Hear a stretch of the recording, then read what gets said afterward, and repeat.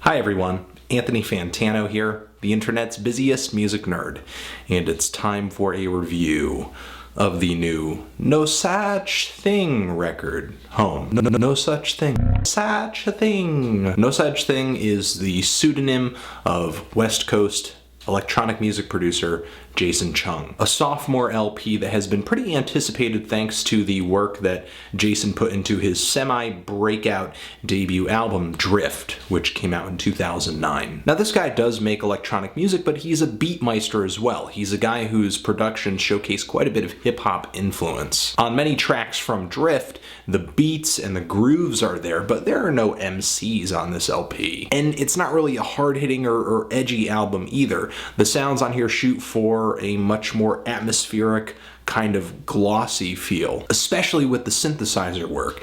And there's a bit of a glitchy quality to the rhythms and the synths on some songs as well. And there are some weird kind of experimental sounds on this thing too, like the overuse of compression on some of the beats here, which kind of ends up making the kick drums kind of seem like a black hole, a sonic black hole, that sort of when they hit, they suck up every sound around them, which is sort of a technique I've heard applied by other artists that have made glitch hop and wonky albums like Old Flying Lotus work, or like Baths, other artists from the Brain Feeder Collective, and even some chillwave acts like Toro y Moi with the LP Causers of this. And surprisingly, Toro y Moi actually makes a vocal appearance on this new LP. And Blonde Redhead's KAZU MAKINO actually makes a vocal appearance too on the second track here. There is definitely evidence of Jason sort of capitalizing on the attention and success that he's had with Drift in bringing in these guest artists. And even though the success of Drift does translate into some interesting collaborations on Home,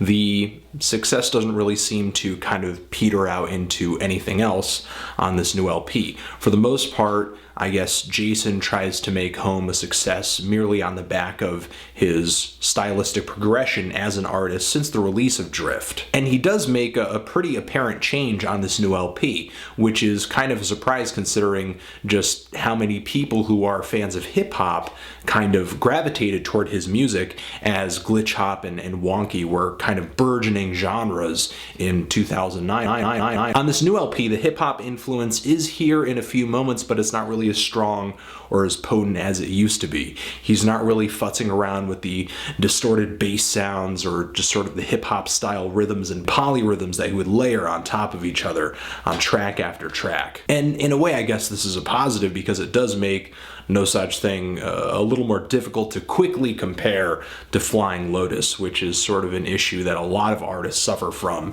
in these glitch hop and wonky genres. What keeps this album feeling like a project from Jason Chung, even though there is sort of a stylistic change, is that he is still working with a lot of sort of ambient, quaint and sort of shy sounds. I actually feel a lot of influence from a guy like Nujabes in his productions, especially the more hip-hop influenced ones, but with a much more electronic direction as opposed to kind of like a jazz influence. Now this very calming kind of quality to Nosaj Thing's music is consistent throughout this new LP, whether he is kind of fooling around in sort of glitchy and familiar territory with the song Snap, or bringing on guest vocalists, or kind of toying a little bit with the sounds and rhythms of two-step with a few songs on here, most notably the track Tell. But even so, I gotta say, I think because of the hip-hop influence, just the stranger and more experimental colors, Drift is gonna come out the favorite for people who have kind of listened up until this point, especially since it, for a lot of people, was the first album from this project that they heard. I actually think the lack of a hip-hop vibe on this new LP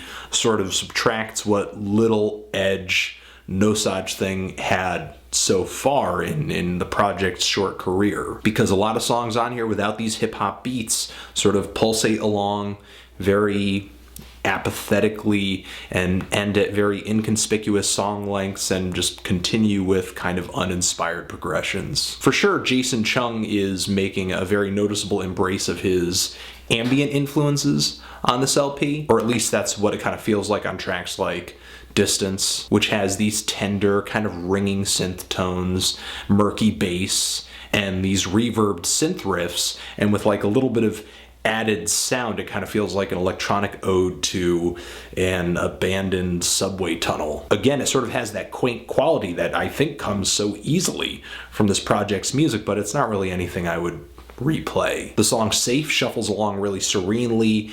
It's got a very kind of nocturnal, robotic, lullaby kind of quality to the synthesizers. And with these vocal samples kind of hanging in the background very faintly, it's a sweet track, but it doesn't really pull that much from me emotionally. And the song Glue is a little bit more interesting for me rhythmically. It's got that future garage kind of feel to it that I said that Jason kind of toys with a little bit on this album along with the song Tell. And it's sort of as if he wanted his fans to hear this kind of shift in his production style, because these songs are noticeably louder than many other tracks here. But there are spots on here that do feel familiar for Nosaj Thing, but I just kind of feel like the sounds weren't crafted to be all that interesting, which is a surprise because a lot of the sounds were pretty good on Drift. The track Snap, which has a hip-hop influence to it rhythmically, is actually pretty flat and bland when it comes to the sounds of the rhythm. The beat is just really kind of colorless,